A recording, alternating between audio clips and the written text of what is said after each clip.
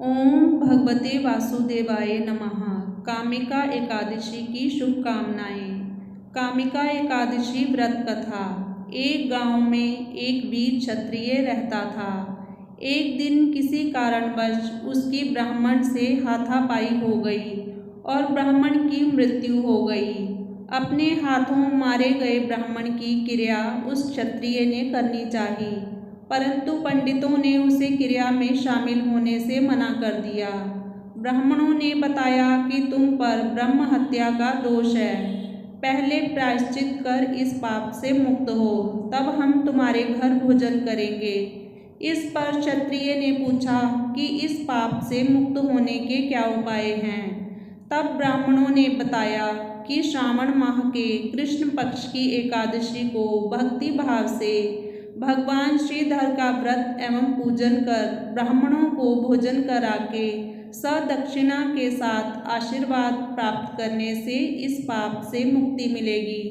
पंडितों के बताए हुए तरीके पर व्रत कराने वाली रात में भगवान श्रीधर ने क्षत्रिय को दर्शन देकर कहा कि तुम्हें ब्रह्म हत्या के पाप से मुक्ति मिल गई है।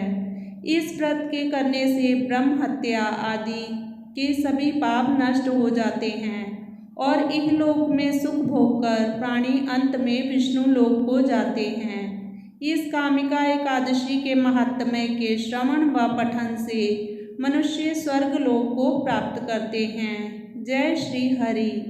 कामिका एकादशी महत्व।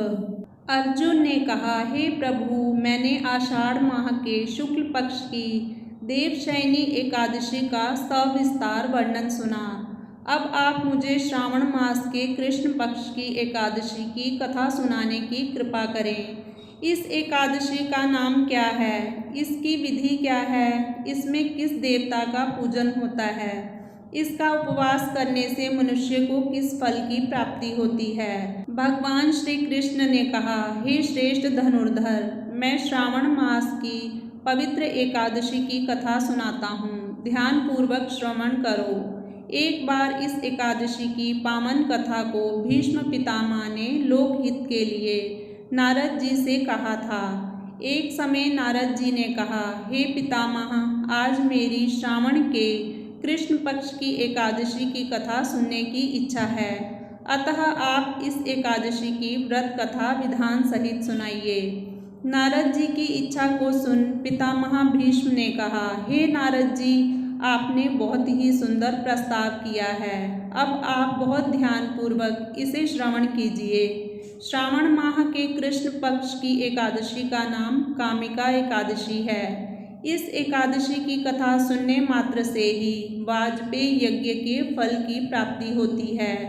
कामिका एकादशी के उपवास में शंख चक्र गदाधारी भगवान विष्णु का पूजन होता है। जो मनुष्य इस एकादशी को धूप दीप नैवेद्य आदि से भगवान विष्णु की पूजा करते हैं, उन्हें गंगा स्नान के फल से भी उत्तम फल की प्राप्ति होती है। सूर्य ग्रहण और चंद्रमा ग्रहण के दार और कुरुक्षेत्र में स्नान करने से जिस पुण्य की प्राप्ति होती है, वह पुण्य कामिका एकादशी के दिन भगवान विष्णु की भक्ति पूर्वक पूजा करने से प्राप्त हो जाता है। भगवान विष्णु की श्रावण माह में भक्ति पूर्वक पूजा करने का फल समुद्र और वन सहित पृथ्वी दान करने के फल से भी ज्यादा होता है। व्यक्तिपात में गंडकी नदी में स्नान करने से जो फल प्राप्त होता है, वह फल भगवान की पूजा करने से मिल जाता है। संसार में भगवान की पूजा का फल सबसे ज्यादा है, अतः भक्ति पूर्वक भगवान की पूजा ना बन सके तो श्रावण माह के कृष्ण पक्ष की कामिका एकादशी का उपवास करना चाहिए। आभूषणों से युक्त बछड़ा सहित गोदान करने से जो फल प्राप्त होता है, वह फल कामिका एकादशी के उपवास से मिल जाता है। जो उत्तम द्विज श्रावण माह के कृष्ण पक्ष की कामिका एकादशी का उपवास करते हैं तथा भगवान विष्णु का पूजन करते हैं, उनसे सभी देव नाग किन्नर पितृ आदि की पूजा हो जाती है। इसलिए पाप से डरने वाले व्यक्तियों को विधि विधान सहित इस उपवास को करना चाहिए।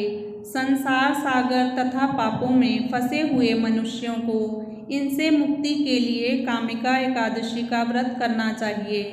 कामिका एकादशी के उपवास से भी पाप नष्ट हो जाते हैं। संसार में इससे अधिक पापों को नष्ट करने वाला और कोई उपाय नहीं है। हे नारद जी, स्वयं भगवान ने अपने मुख से कहा है कि मनुष्यों को अध्यात्म विद्या से जो फल प्राप्त होता है उससे अधिक फल कामिका एकादशी का व्रत करने से मिल जाता है।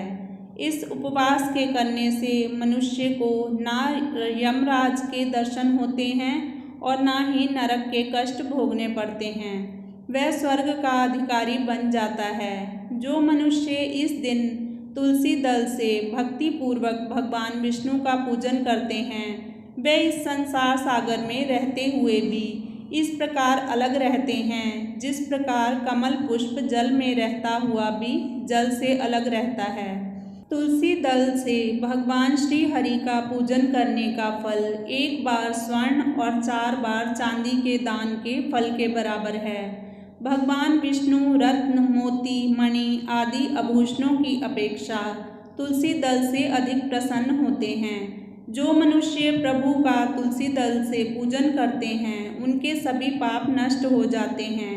हे नारद जी, मैं भगवान की अति प्रिय श्री तुलसी जी को प्रणाम करता हूँ। तुलसी जी के दर्शन मात्र से मनुष्य के सभी पाप नष्ट हो जाते हैं और शरीर के स्पर्श मात्र से मनुष्य पवित्र हो जाता है। तुलसी जी को जल से स्नान कराने से मनुष्य की सभी यम यातनाएं नष्ट हो जाती हैं।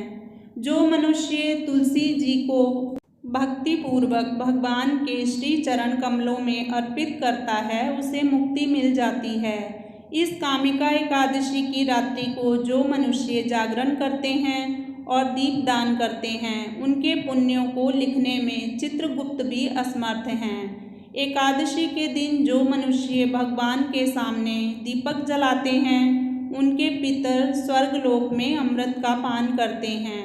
भगवान के सामने जो मनुष्य घी या तिल के तेल का दीपक जलाते हैं उनको सूर्यलोक में भी सहस्रों दीपकों का प्रकाश मिलता है। ओम श्री भगवते वासुदेवाय नमः।